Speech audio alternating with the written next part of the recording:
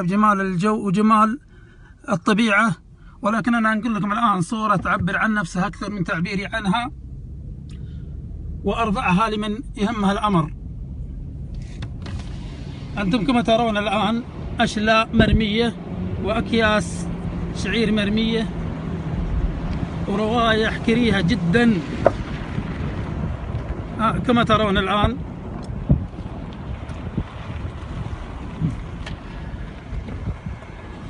ومع ذلك حتى الإبل ترعى فيها، معشية فيها.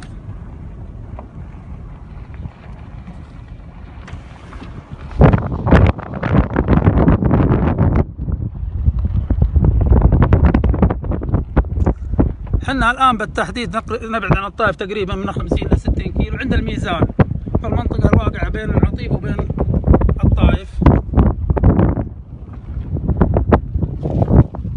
شوف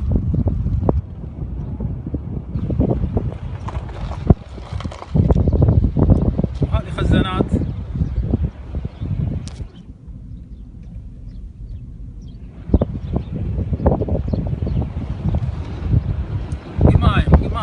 شيء ما تصور.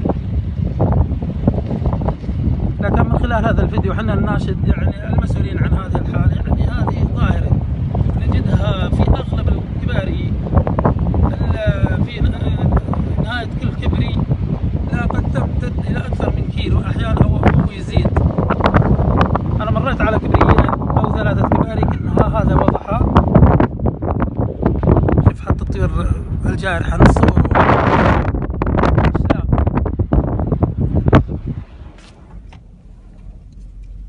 قمايم بما تعني الكلمة.